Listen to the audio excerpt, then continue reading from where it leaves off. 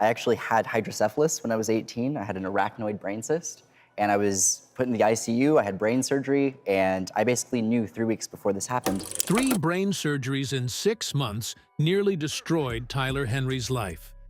Millions watched the star of Hollywood medium with Tyler Henry deliver emotional readings with calm confidence, never realizing he was privately battling a terrifying medical crisis until he finally broke down on camera. Something was wrong with my brain, and at the time we just thought it was a migraine headache. And so I looked over at my mom and I said, "Mom, I think my brain's swelling." And she looked at me, she kind of laughed, and she's like, "You're a drama queen." Behind the scenes, doctors discovered a serious condition growing inside his brain, forcing him into surgeries, memory problems, and emotional moments that fans had never seen before. So what exactly did doctors find in Tyler Henry's brain? And how did the ordeal change the man people believed could speak to the dead? Join us as we uncover the heartbreaking truth behind Tyler Henry's health crisis and the emotional toll it took on him the night he woke up, knowing someone was dead. He was 10 years old when it started. He simply woke up in the middle of the night in his family's home in Hanford, California, a small farming town south of Fresno. The kind of place where nothing extraordinary is supposed to happen, with a certainty so total it felt physical. His grandmother had just died. He didn't know how he knew. He just knew. He got up and walked to his mother's room and tried to explain what he was feeling while he was still feeling it. He had barely gotten the words out when the phone rang. His father was calling. His grandmother had just passed away. While the boy was still standing there describing a death he had no way of knowing about, the confirmation arrived in real time. He later described it this way: "It almost felt like a memory that hadn't happened yet.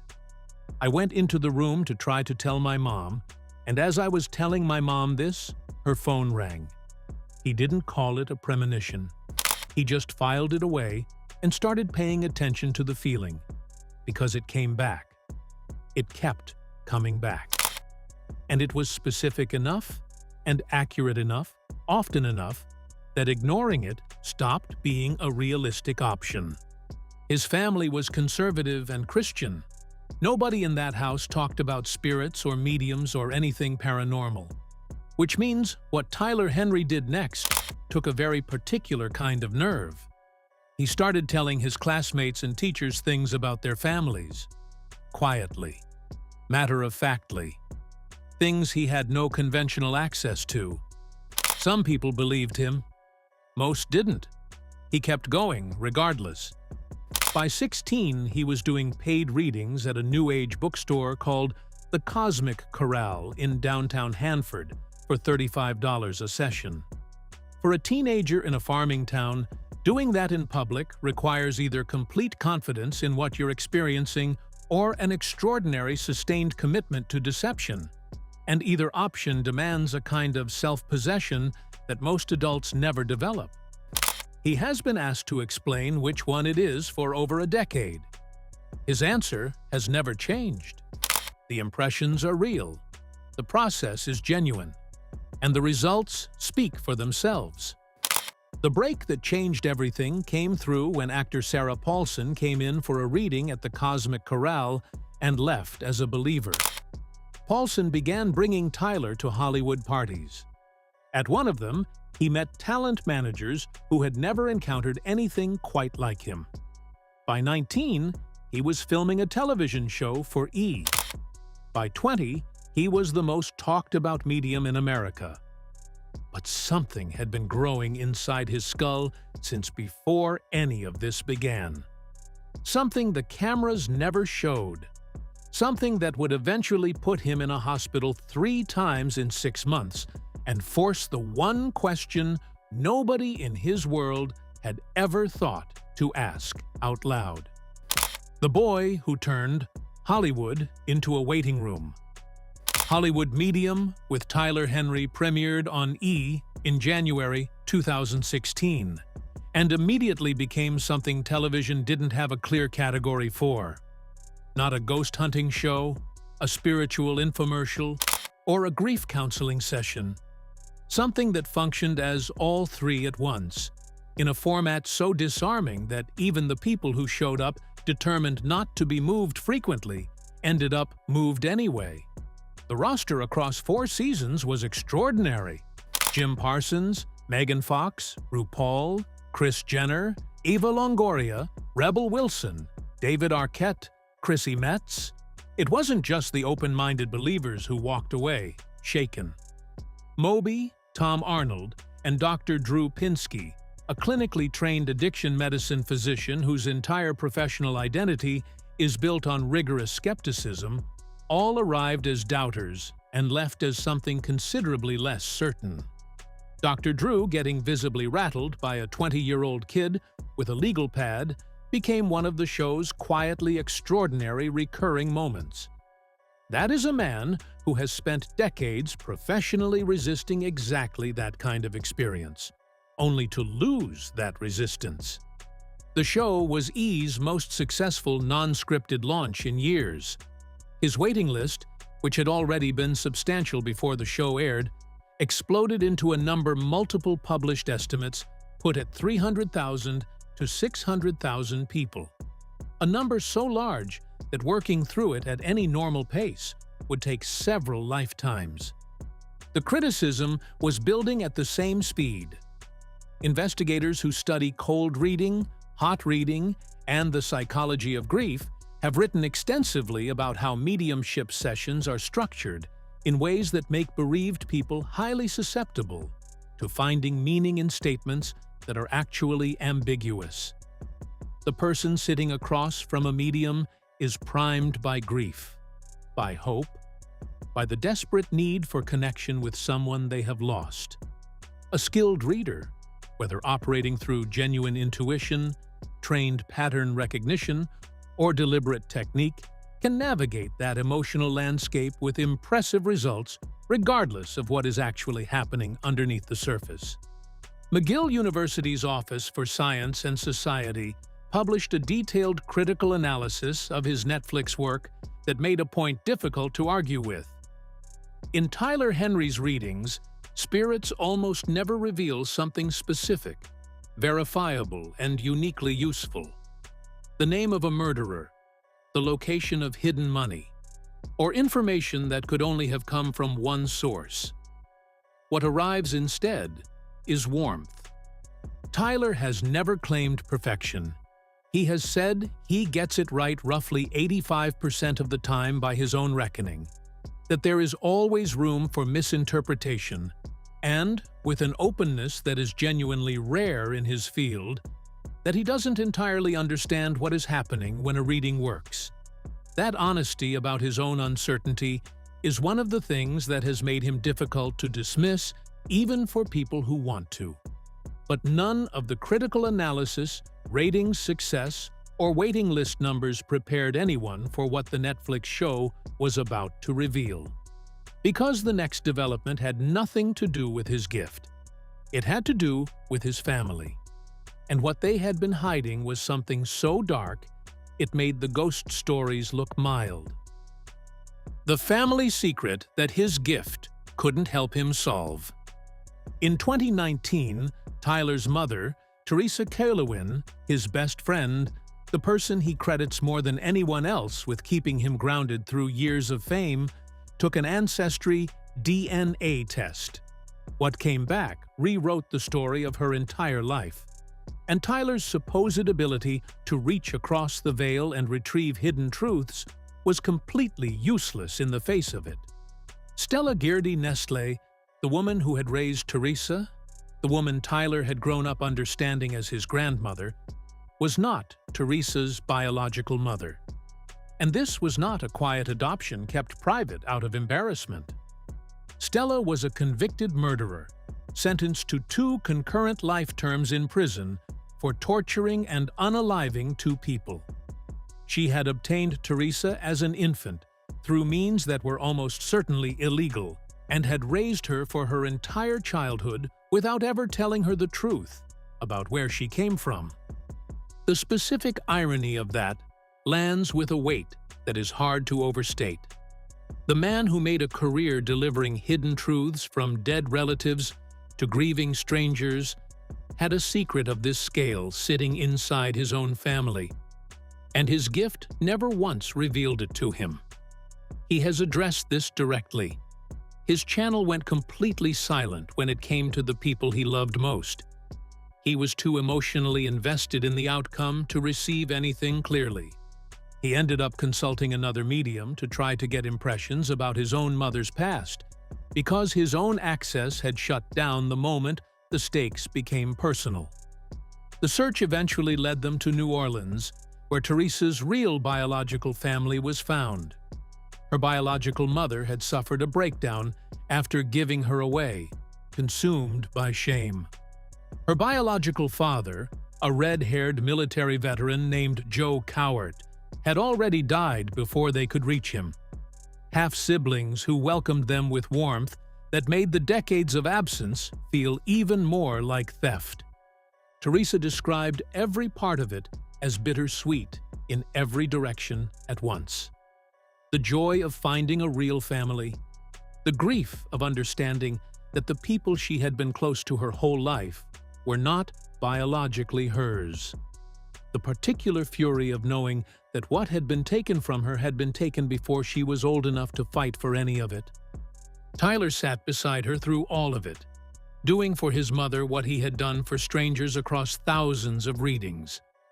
And just as the dust from that began to settle, his own body handed him something he could not stay composed through. The man who married, 5 days before brain surgery. Tyler met Clint Godwin in what is, depending entirely on your relationship with the concept of a medium, either the most romantic story you have ever heard or the most elaborate origin myth ever constructed. About 2 weeks before the two men met for the first time, Clint's grandfather died, and Tyler, entirely independent of knowing Clint existed as a person, began receiving what he described as persistent, specific impressions from an older male figure he couldn't place or account for. The impressions were strong enough and specific enough that he felt compelled to act. He reached out to Clint, and when they met, it was love at first sight. Tyler described Clint's deceased grandfather as essentially having arranged the introduction, which is either the universe's most elaborate matchmaking service or the most convenient backstory for a first date, depending on your level of skepticism. Either way, what followed was real, and the timing of what came next proved just how much they were going to need each other. According to Online's reporting on his surgeries, Tyler and Clint married on May 7, 2025. 5 days later, Tyler was in surgery. They said their vows with a surgical procedure already booked. They built a marriage with that knowledge sitting on the table between them from day one. And in the months that followed, while Tyler was in recovery, then back in surgery, and then in recovery again, Clint became the person posting to social media from hospital waiting rooms, the person updating hundreds of thousands of strangers about the man he had married 5 days before everything got scary. Clint was holding it together publicly, so Tyler didn't have to. That is not a minor detail. That is the whole architecture of how a person survives what came next. In May 2025, Tyler Henry went public with something he had been managing privately since he was a teenager. A colloid cyst, a slow-growing mass near the center of the brain that obstructs cerebrospinal fluid and causes dangerous pressure buildup, had been sitting inside his skull since birth. He had first had surgery to address it at 18 years old. He had kept that almost entirely private. And now it was back, aggressive enough that surgery could not wait. Colloid cysts can cause severe morning headaches, nausea, memory difficulties, personality changes, visual disturbances, and, in serious cases, sudden loss of consciousness. Tyler had been living with this condition since before his first psychic experience, since before the bookstore readings, since before Hollywood Medium, the Netflix specials, and the 600,000-person waiting list. All of it had been happening inside a brain that was already structurally different from the beginning. He came out of the May surgery with his characteristic gallows humor intact. "Brain surgery was a success," he posted from his hospital bed. "I had a colloid tumor near the center of my brain, and thankfully, most of it has been removed. The tumor, not my brain, that is." He was put on bed rest for a month. His audience exhaled. 5 months later, Clint was back on social media with news nobody wanted to read. Over the past month, symptoms of swelling slowly returned. Tyler's medical team decided that another surgery to address the recurring cyst and swelling was the best option. Today, Tyler underwent his third brain operation and is recovering well tonight. Third surgery, 2 of them inside 6 months. The cyst that was supposed to have been dealt with kept coming back. And what came after the third operation? The update that circulated everywhere, that cracked something open for people who had followed him for years, was not a medical announcement at all. Tyler posted to his Instagram story with a simple graphic of a goldfish swimming in slow circles. The caption read, "I've felt like a goldfish for the past 2 weeks, able to hold on to about 10 minutes of short-term memory. It's improving." The man whose professional identity rests entirely on the idea that memory, consciousness, and personality persist beyond physical death, who describes lying awake at night thinking about readings he gave 6 years ago, who says he carries his clients with him long after the session ends, could not hold on to what had happened 10 minutes before. The video that followed was the one that broke people. He was visibly emotional in a way his audience had never seen. His voice was quieter, less certain. He talked about fear. He talked about what the experience had been like. And then he cried genuinely, on camera, without composure. And the effect on the people watching was immediate and specific, because Tyler Henry is always the composed one. He is always the person in the room who doesn't flinch, who holds the space while everyone else loses theirs. Watching him break, even briefly, reminded hundreds of thousands of people of something they had quietly forgotten. The person they had been bringing their grief to all this time was carrying something of his own. The whole time. Behind the legal pad and the calm voice and the reassuring certainty that everything on the other side is okay. Now, the question most fans have is, did the surgeries affect his ability as a medium? Let's get into the details. The question his own brain is forcing him to answer. Here is the part that nobody in Tyler Henry's world wants to say out loud, but his surgeries have pushed it so far to the front of the conversation that it can no longer be politely set aside. Tyler Henry has had a structural brain abnormality sitting near the center of his skull since before he was born, in the exact region associated with altered states of consciousness, heightened perception, intuitive processing, and sensory experience that falls outside normal parameters. His very first psychic experience happened inside a brain already shaped by this condition. Every reading he has ever given, every impression that arrived without a conventional explanation, and every moment of inexplicable accuracy were all filtered through a neurological system that has never been typical.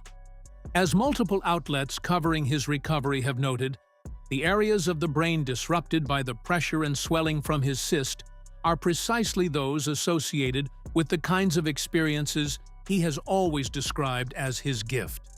He has not dodged this. In conversations after the surgeries, he has openly acknowledged that the cyst, the pressure, the resulting neurological conditions, and all of it may have played a role in what he has experienced and perceived since childhood, which blows the whole conversation wide open. Because now the question is not the one it has always been. real or fake? Gift or con? The question is something far stranger and far more interesting. What if what has been happening in Tyler Henry's brain is something that exists at the exact intersection of neurology and experience for which medicine does not yet have precise language? What if the condition that nearly killed him is also, in some way nobody fully understands, connected to the thing that made him extraordinary? He does not know if his abilities will return in the same form now that the cyst has been removed. He does not know if what he perceives has changed. He is rebuilding his memory 10 minutes at a time, married 5 days before his second surgery, 3 operations deep, and still posting updates from recovery that manage somehow to sound like the same person who sat across from grieving strangers for a decade and told them with complete steadiness that the people they had lost were still, in some form, there. Whether people believe him or not has always felt like the central question of Tyler Henry's story. After everything that has happened in the last year, it is starting to feel like the least interesting one. If a brain condition that alters perception and consciousness has been sitting inside his skull since birth, does that finally explain Tyler Henry? Or does it only make him more impossible to explain? Share your thoughts with us in the comment section. Remember to like, share, and subscribe for more. Also, click the next video showing on your screen. You will enjoy it.